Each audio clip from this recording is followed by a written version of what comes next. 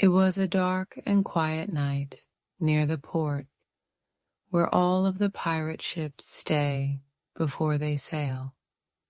There were no lights on the street, and the only sounds were the laughing and singing behind the closed door of a bar called the Blue Dolphin.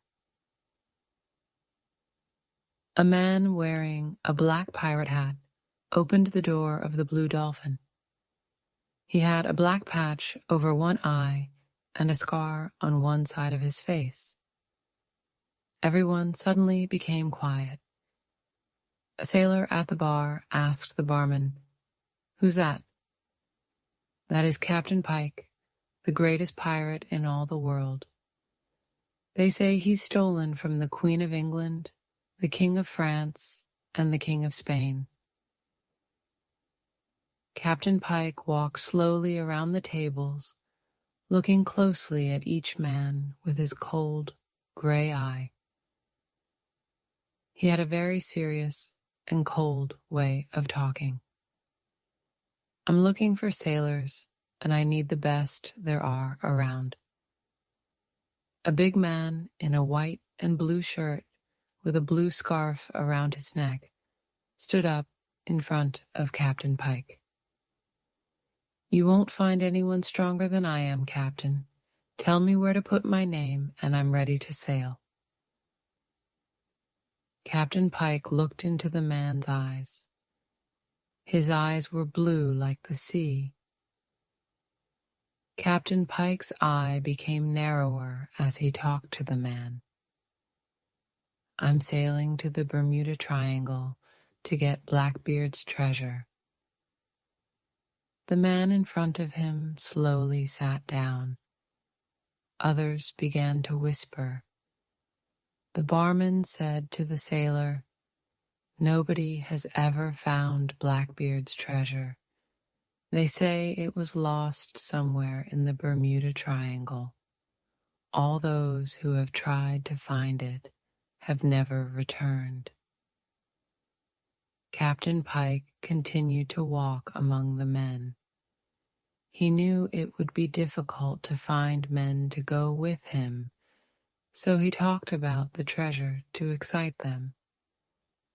"They say there are diamonds as big as your nose, rubies, gold, pearls. Blackbeard was a pirate like us. It's in our blood. I'm sure he would want other pirates to have it." Suddenly, a loud scream came from a dark corner near the stairs. A very old man with thin white hair and a shining gold tooth walked out from the darkness to talk to the men. A large white bird sat on his shoulder. "You don't know what you're saying. That treasure must always stay with Blackbeard's ghost on his ship. It is his punishment for hurting the natives of the islands. Go to Rum Island. The natives there will tell you the story." Captain Pike looked down at the man, angry because he was trying to start trouble. He wanted to kill the man with his knife, but instead he reached into his coat and took a bag full of gold coins out of his pocket.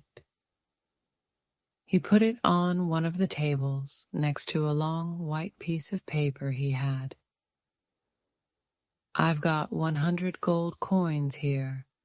I'll give one to every man that puts his name on this piece of paper and sails with me tomorrow at midnight." The men forgot what the old man said when they saw the gold coins. They ran to sign their names.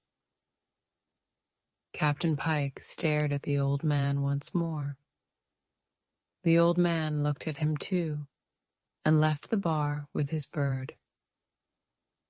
Captain Pike yelled to the bartender, "Bartender, drinks for everyone. We sail tomorrow." The sun was shining brightly on the blue water of the Atlantic Ocean. A beautiful big ship with large white sails and the English flag was sailing towards the Bermuda Triangle.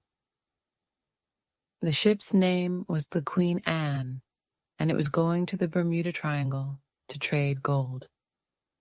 The captain of the ship was in his cabin, writing in his logbook. Sunday, 10th of December, 1712. It is the 17th day of our voyage, and still no island in sight. The men are beginning to complain, and I am afraid they are going to create problems. A knock at the door stopped the captain from writing. Enter. Captain, a strange ship is sailing towards us. It has no flag, so we don't know where it comes from. They need you on the bridge. I'll be up in a moment. The crewmen closed the door, and the captain wrote one more sentence in the logbook. Our luck may have just changed. The strange ship was half a mile from the Queen Anne. It looked old and abandoned. The captain brought his telescope up to his eye. Sail close to it, and we'll see if anyone is on board. One of the crewmen flashed a light 3 times quickly, waited 1 second, then flashed it 2 more times.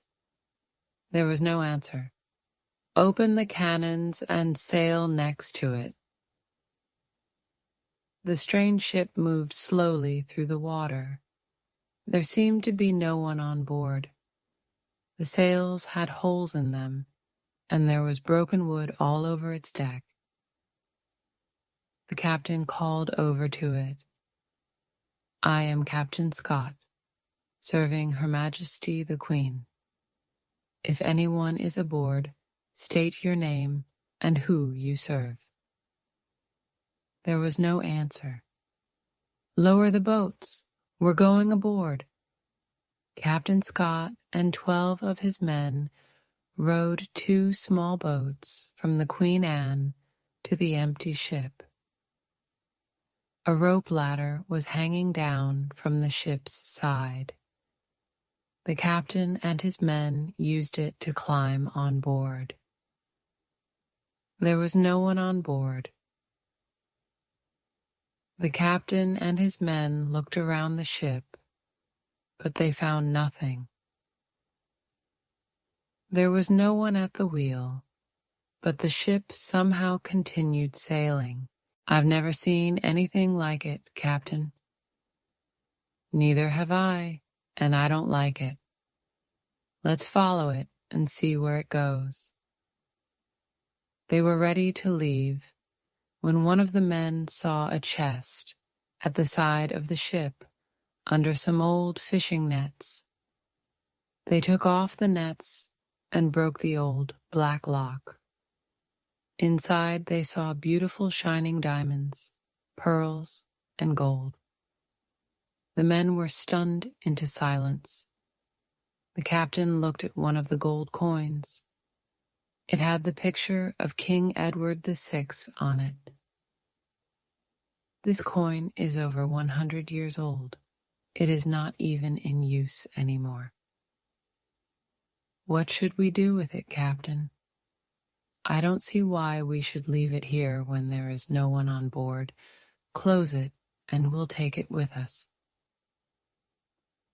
When all the men were looking at the treasure, something like a black shadow came to the top of the stairs, going down to the cabins below. It stayed back in the darkness of the stairs until the men moved the chest to their boats. No one could see it, but the shadow was really a ghost that looked like a pirate. He wore a long blue coat and had a shining silver sword at his side. He had a red scarf around his head and a long, thick black beard. He followed the men to their boat and sat on top of the chest, No one could see him, but it was Blackbeard, and the treasure was his to watch.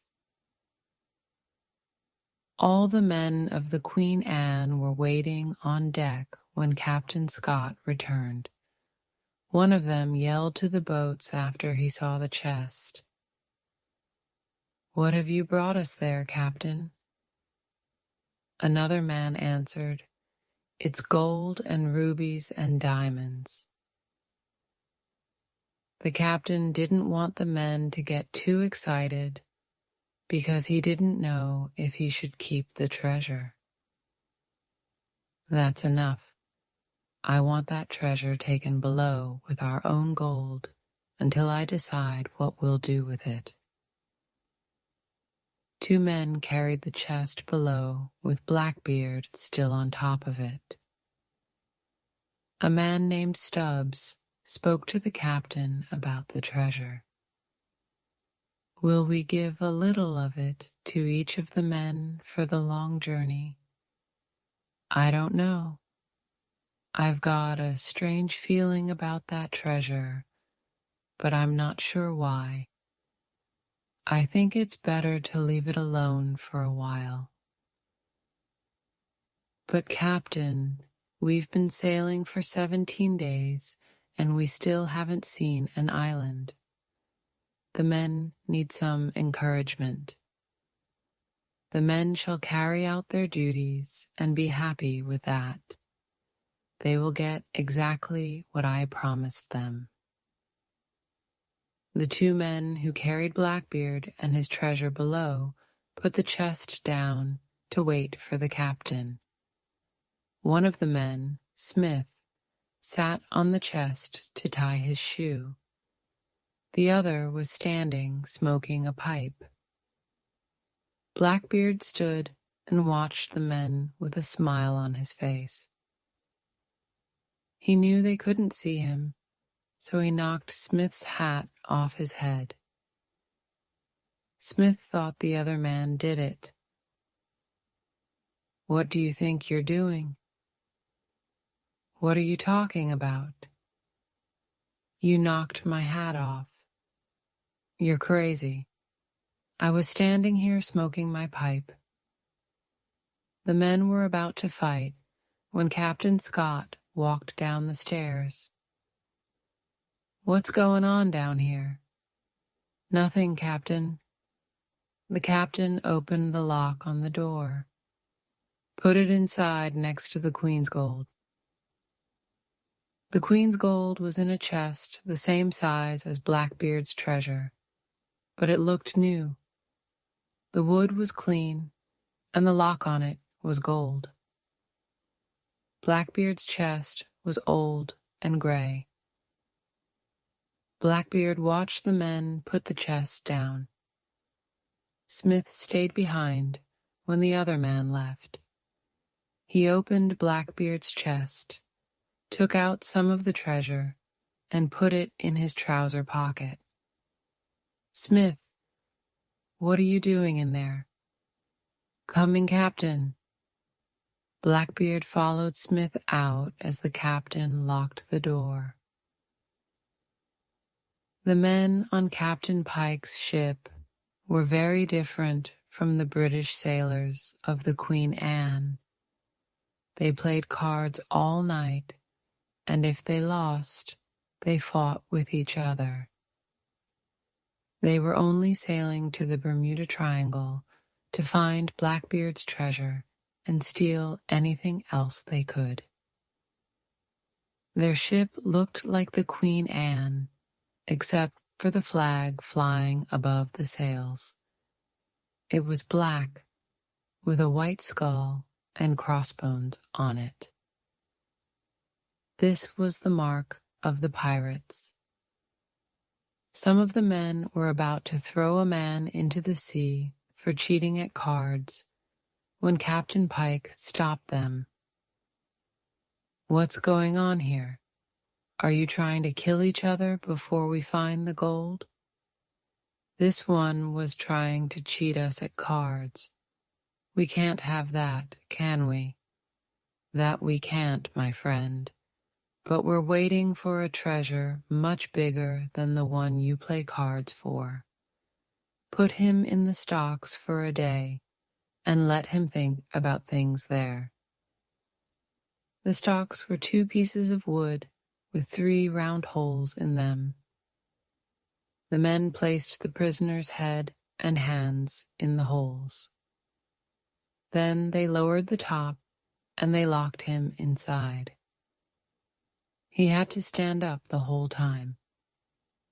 Captain Pike was standing next to his first mate, Santiago, at the wheel of the ship.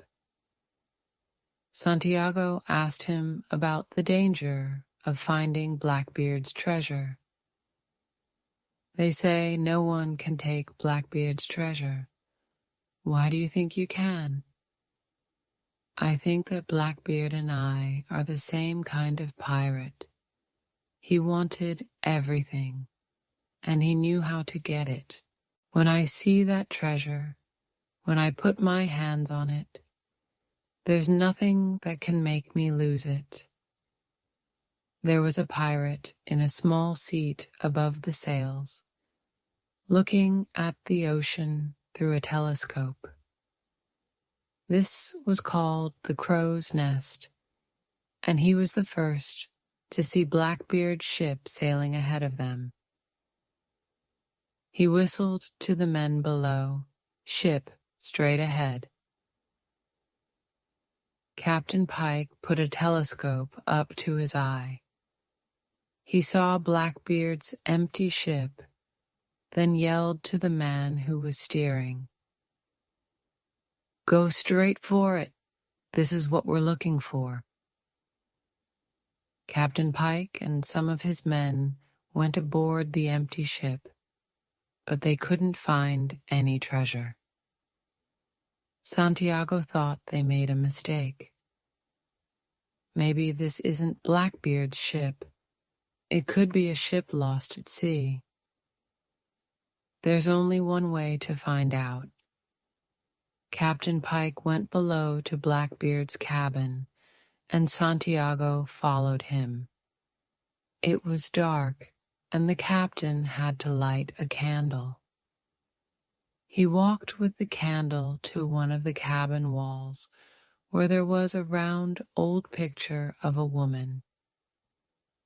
She was a beautiful dark woman with large dark round eyes. Her black hair was tied at the back of her head, and she had a gold necklace with a round green stone around her neck. "Who is it, Captain?" "It's a woman who was once the queen of one of these islands. They say Blackbeard was in love with her. They say she was the reason for his death. He came here to marry her and give her all of the jewels he had. No one ever saw him again, and no one's ever found the treasure. This must be his ship." They went upstairs, and Captain Pike told his men to begin taking up the boards on deck to see if the treasure was hidden and where. While the men were doing this, Pike saw a clear rectangular spot left by the chest after Captain Scott took it. The whole deck was gray and dirty, except for this one spot where the chest was for so many years. "Stop!" The men stopped searching and looked at Captain Pike. He raised his hand in the air and looked at the clean spot on the deck. "Someone has been here before us." The Queen Anne sailed for a few more days, but it couldn't find the Bermuda Triangle. The men were getting angry.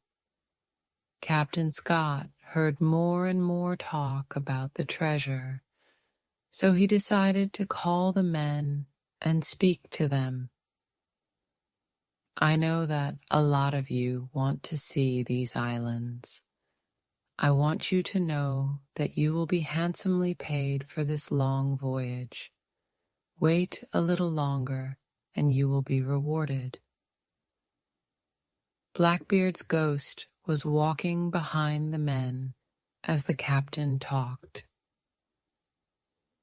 Smith, the man who stole some of Blackbeard's treasure, was standing in the front where Captain Scott could see him.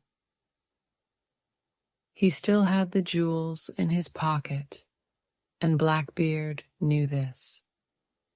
Because no one could see him, he put his hand in Smith's pocket and threw the jewels on the deck in front of Smith.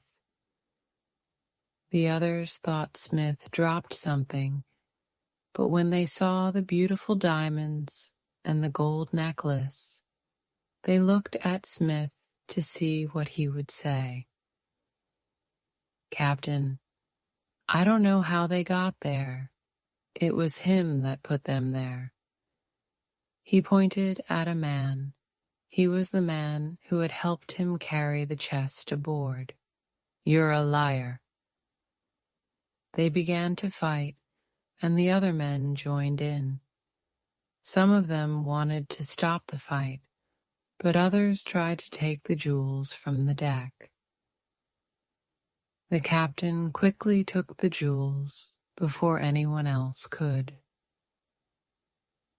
The men didn't stop fighting with each other until they heard the man in the crow's nest shout, "Ship!" They looked and saw the black flag above the sails of a ship coming towards them, but they didn't know it was Captain Pike. Captain Scott looked through his telescope, then called to the men, "Enemy ship approaching. Open the cannons. Prepare to fight." The men were running to different parts of the ship when Captain Pike's ship fired a cannon. A loud boom was heard, but the cannonball missed and landed in the water, making a big splash next to the Queen Anne. Another cannon was fired. This one hit one of the Queen Anne's sails. The Queen Anne fired back, and the battle began. It was a fierce battle. The sails on both ships had holes in them and were on fire, and there was black smoke in the air. When the ships were close enough, the pirates used ropes to jump onto the Queen Anne. All the men were fighting with swords, so there was no one to watch the treasure. Captain Pike jumped on board the Queen Anne. He went below with 2 of his men where Blackbeard's treasure was. Captain Scott saw them below and followed with his sword in his hand. Captain Pike turned to fight him. "I know you've got that treasure, and I'm not leaving without it. You will die before you touch a piece of what's behind that door." Blackbeard was watching all of this. He followed Captain Pike downstairs, and when he had the chance, he hit him over the head with a piece of wood. Captain Pike was surprised. He didn't know what happened. "Quick, open that door, now!" Pike's men broke the door open, and Captain Pike opened both chests. He left the Queen's gold pieces and put his hands on the shining jewels of Blackbeard's treasure. "Look at these beauties. I've never seen such colors. Blue diamonds, pearls, red rubies." Blackbeard closed the top down on Captain Pike's hands, and he screamed in pain, "Good God, open it, open it!" His men helped open the chest, but both Pike's hands were badly hurt. "Take that one with us. We'll come back for the other later." Captain Pike was looking at his injured hands. His men were very surprised at what happened, so they picked up the wrong chest. It was the chest with the Queen's gold in it. Blackbeard was smiling at Captain Pike, knowing that no one would get his gold. He didn't know himself that they were leaving his treasure behind. So he sat on the chest that the men took back to the pirate ship. The Queen Anne was badly damaged, and many of its men were hurt. The captain was in his bed with a white bandage on his head. His first mate, Mr. Stewart, came to see him. "Captain, the men have found the door to the treasure broken open. It seems Pike and his men took the Queen's gold, but left behind the treasure we found on that ship." "How is the ship and the men?" "Many men are hurt, sir. Our sails are badly damaged. We're now sailing to an island we've seen about 2 miles away." "Mr. Stewart, have someone watch that treasure. It's all we have left." The Queen Anne moved very slowly with all of its sails pulled down. The men were sitting or standing quietly along the deck as the ship anchored a half-mile from the beach. They were tired and hurt from the fight with the pirates. The sun was shining and the island looked beautiful, but the men were not interested. The captain came up on deck and began ordering the men. "Lower the boats. I'm going to the island to see if we can get something to fix these sails.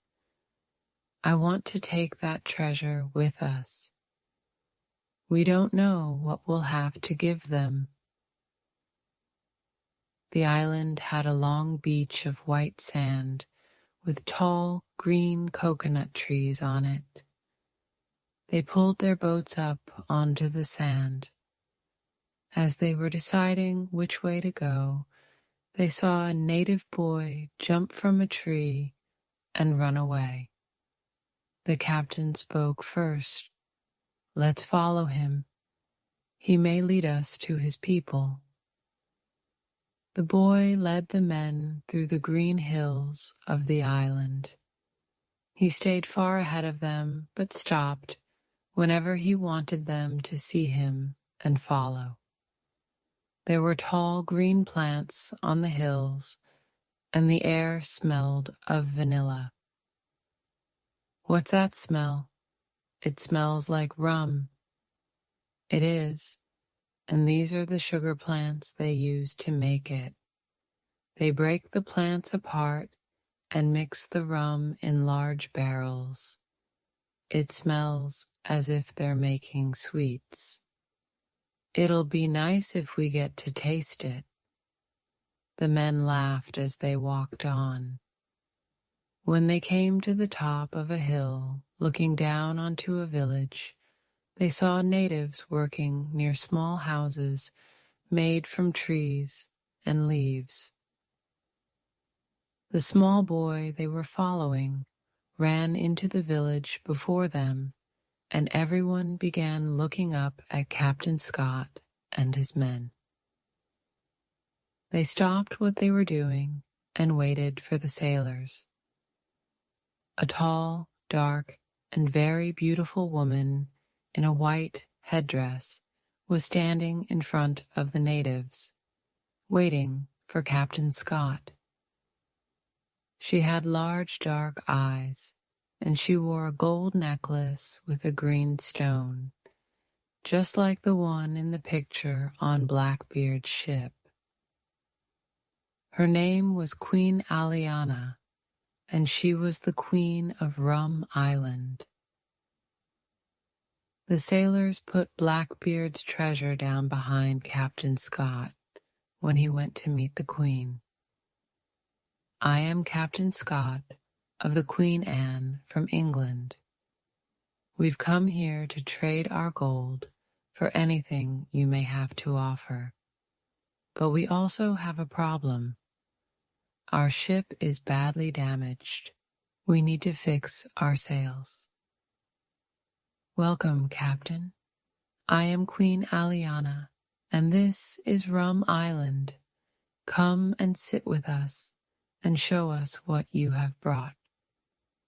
The sailors sat in a circle around the treasure chest. Captain Scott sat next to Queen Aliana, and all the men were offered a cup of the island's rum.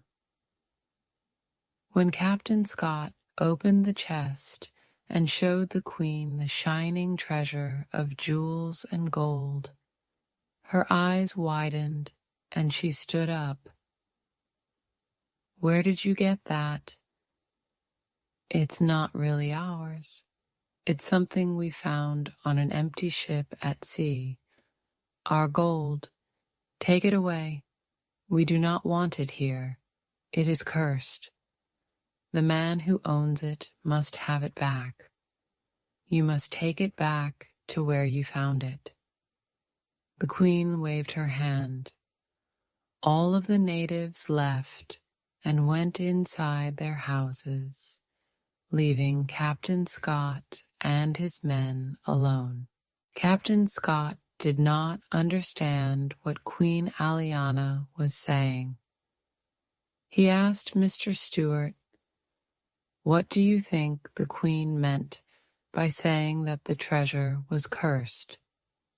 "Sir, these islanders have a lot of strange beliefs.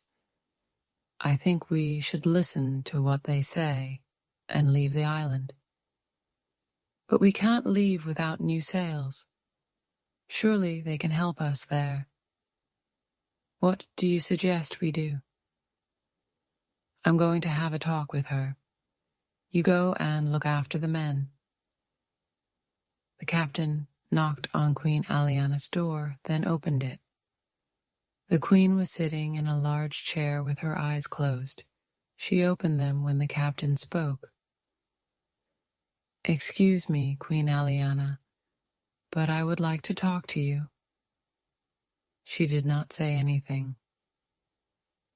"I don't know why that treasure made you so angry, but our ship—" The Queen raised her hand to stop the captain from talking. She stood up and walked to one of the walls of the room. She took a picture from it. It was a picture of the same woman in Blackbeard's cabin. Without her headpiece on, Queen Aliana looked exactly like her. She gave the picture to Captain Scott to look at. "It's a beautiful picture of you." "It's not me, Captain. It's my great-grandmother, Queen Hanzani. She was once the queen of this island and of all the islands in the Bermuda Triangle. She was a great and kind woman, but she died sadly at a young age from a broken heart."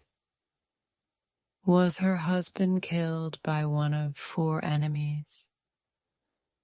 "We had no enemies at that time, except for the pirates who came to steal from us. The man she loved and married left these islands and changed into an evil person." "Does this have something to do with you not wanting the treasure we showed you?" "Captain, sit down and I will tell you a story." The captain sat in a chair opposite the Queen. Her large, soft eyes made him feel very relaxed. He sat back in his chair and listened to her story. He saw everything as if it was all happening right there in front of him. "When my great-grandmother was 16, She and a boy her age promised to love each other forever. So they married, and sometime later that boy left the island.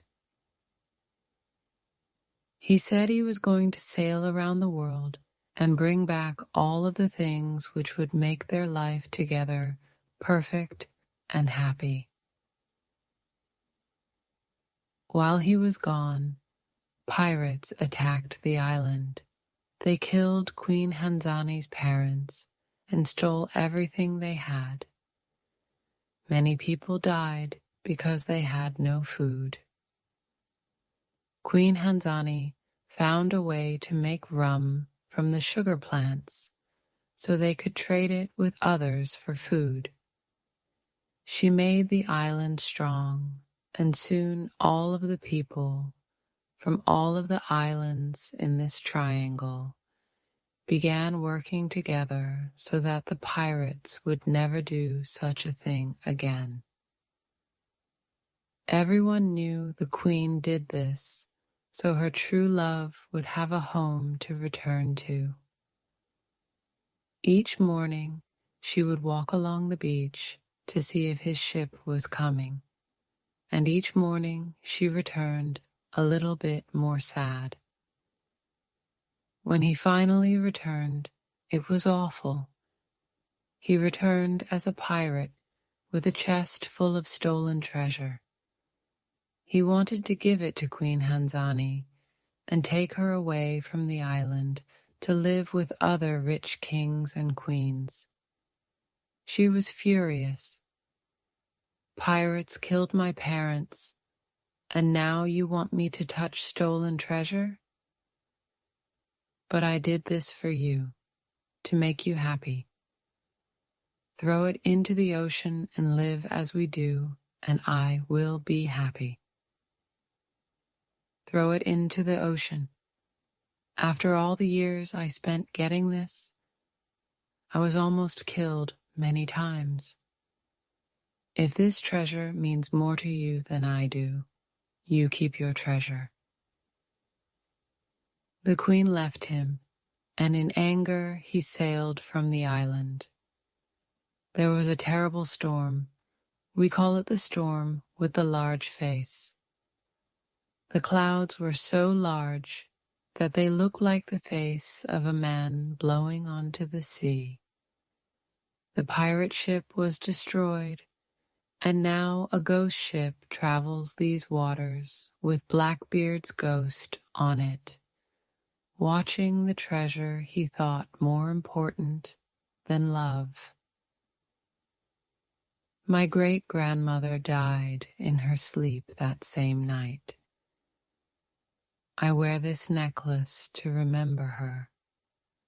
The pirate's ghost and his treasure are there to remind him, and anyone else who tries to take what is not theirs, that they will never be happy.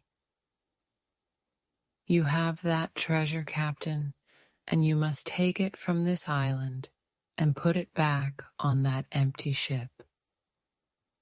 Otherwise, you will never leave the Bermuda Triangle alive. When Captain Pike's men put the chest with Blackbeard's ghost on it down on the pirate ship's deck, Blackbeard stood up and saw that it was not his treasure. He opened the top, picked up the gold coins in both his hands, and threw them to the ground. The pirates could not see Blackbeard. They only saw the chest open itself, and the gold coins flying in the air and falling to the ground by themselves. The gold, Captain. It was flying in the air. Who opened that chest? The treasure. Where is the treasure? Blackbeard ran to the ship's side to see if the Queen Anne was still nearby. It was gone. He let out a loud scream, but no one heard him. His voice disappeared into the gray clouds that were beginning to cover the sky. It began to rain heavily that night. Santiago and Captain Pike were sitting in the warm yellow light of the captain's cabin below deck. How long will it take to fix the ship? 1 or 2 days? I don't know. We'll lose that English ship, and I want that treasure. But Captain, we've got the gold. Why do you want more? You don't understand. That treasure is more valuable than 10 chests of gold. It has some magic in it. There is a story behind it, and I think the man who has it is going to feel he has everything. Blackbeard was alone at the front of the ship, looking out at the dark sea. Everything around him was wet. The men had gone below deck for the night. Slowly, the rain stopped and the clouds moved away. A full, shining silver moon appeared, lighting the sea in front of him. Blackbeard looked into its round face for a long time. It looked like a round ball turning and turning. Then he thought it was more like a circle cut from a piece of paper. Suddenly a face appeared in it. It was the face of Queen Hanzani. She closed, then opened her big brown eyes slowly. She was smiling at Blackbeard. She looked to her left, and Blackbeard did the same. He saw a light in the distance. The light was Rum Island, but no one knew it. The Queen's face disappeared, and Blackbeard ran to the bell near the ship's wheel. The man at the wheel was almost asleep when Blackbeard rang the bell and frightened him. Captain Pike, Santiago, and the other men ran upstairs. What is it? What do you see? The man at the wheel was still trying to wake up. I think it's a light. Captain Pike looked through his telescope. He saw the beach of the island in the moonlight. Then he saw a light coming from the Queen Anne. Santiago, tell the men to drop the anchor. We've found the treasure, and this time we're not going to lose it. The clouds came again to cover the light of the moon. The sea was dark. None of the British sailors heard the pirates rowing their boats towards the Queen Anne. Captain Pike and his men climbed the ship's side and surprised the sailors on deck. They attacked the sailors with knives, and Captain Pike went below deck. He kicked open the door to the treasure, but he saw that it was gone. Gone? Where is it? He ran back upstairs and threatened one of the sailors with a knife. Where's that treasure you had down there? Talk, or I'll kill you right here. The captain took it to the island to trade with the natives. We needed something to fix our sails. The pirates left the Queen Anne and rowed towards Rum Island. Captain Scott and his men were preparing to leave the island. They had what they needed to fix the sails, and they were saying goodbye to Queen Aliana and her people. Torches were lit all around the village, and everyone was having one last cup of rum. Queen Aliana, I hope you and your people will live long lives. Everyone raised their cup, but before they could drink, one of the natives came running through the village. Pirate ship, The natives all dropped their cups and began running to their huts. The Queen looked at Captain Scott. You see, the treasure is cursed. Wherever it goes, bad luck follows. We have enough men here to fight these pirates. We won't let them destroy your island. We have a lot of experience fighting such men, but you can help by letting us use that treasure. Don't worry, you'll get it all back in the end. The natives kept their rum in wooden barrels near a small lake next to the village. They took all the tops off the barrels to let the smell lead the pirates to where they were. When the pirates arrived, they saw Blackbeard's treasure chest in the middle of a large circle of sugar plant leaves. Queen Aliana was standing outside the circle, holding a torch. Captain Pike saw the chest first. There it is. Take it. I wouldn't if I were you. You can't come here and take whatever you want. Who are you? I'll do what I want. Captain Pike and some of his men walked over the sugar leaves towards the treasure. The leaves had rum on them, and Queen Aliana set them on fire with her torch. The pirates and the treasure were in the middle of a circle of fire, unable to move. You see, Captain, your eye for treasure has kept you from seeing what you should see. It's always the same with such men. Captain Scott, his men, and the natives came out from behind the trees and houses to fight the pirates.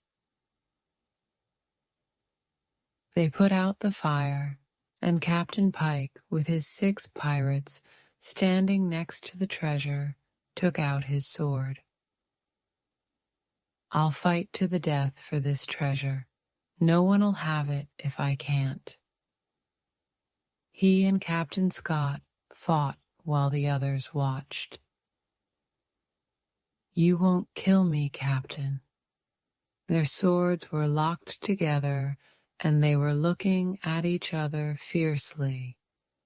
Captain Pike reached for a knife in his belt. Watch out, Captain. He's got a knife. Captain Scott saw Pike's eye grow wider. Then he fell back. A knife with blood on it was in the air. No one could see that Blackbeard's ghost held it. Blackbeard dropped the knife to the ground. Look, the knife. It moved by itself. It's the curse of the treasure. It's a message from Blackbeard. No one could see the ghost except for Queen Aliana. She had her great-grandmother's eyes, and those eyes would always be able to see him. She walked towards him, away from the other men, who were preparing to take the pirates to the Queen Anne as prisoners. When you return to this island, you always bring unhappiness to a woman's heart. First, it was my great-grandmother's, and now it is mine.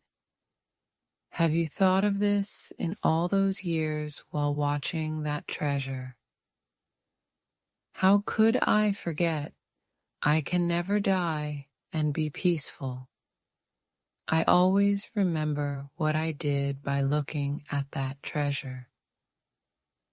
But you can do something good now. You can keep others from touching it and making the same mistake you did. How? I can't keep people from coming onto my ship and taking my treasure. You could if you wanted. If there was never any treasure, you would have lived happily with Queen Hanzani. Now you still have the treasure and you are still unhappy. But that is what I was told to do. Watch the treasure to pay for my mistake. Have you ever thought of what it is that will end this punishment and let you die in peace? Blackbeard had no answer. He was quiet. Captain Scott came to say goodbye to Queen Aliana. Your Highness, we are ready to leave your island. I'm sorry for the trouble we brought with us, but I want to thank you for giving us what we need to sail again. Remember, Captain, you must find the ship you got the treasure from and put it back. It's the only way to keep peace on these islands. We will try. I think you will succeed. And remember the story I told you about that treasure. Taking what is not yours can never bring you or the ones you love any happiness.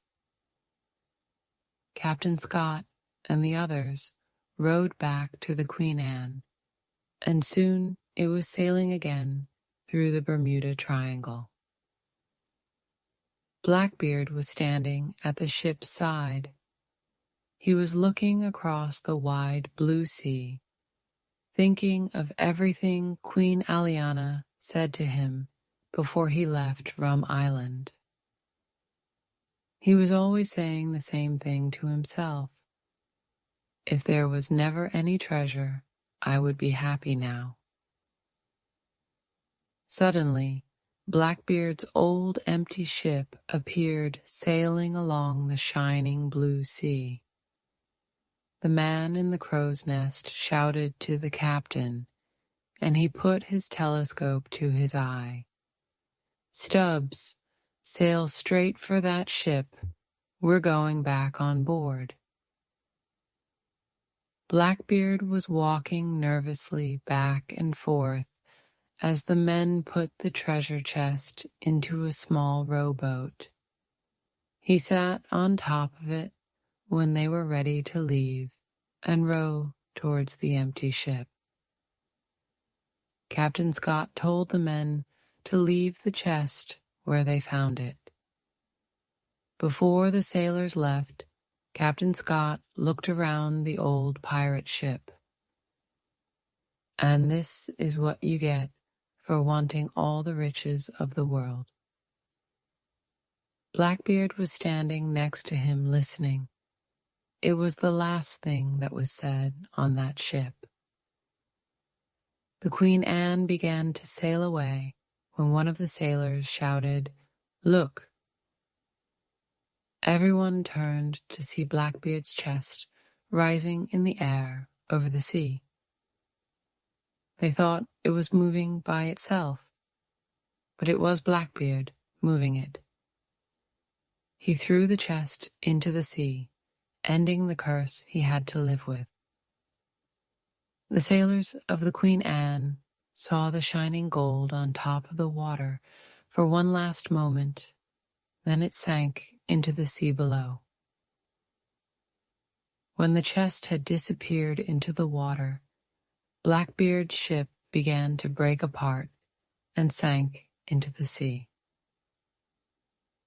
The sailors' eyes all grew wide as they saw the ghost of a pirate in a long blue coat with a black beard and a red scarf around his head fly up into the clouds of the sky.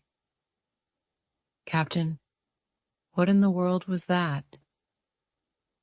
"It was the ghost of Blackbeard. It seems that he has finally found his peace.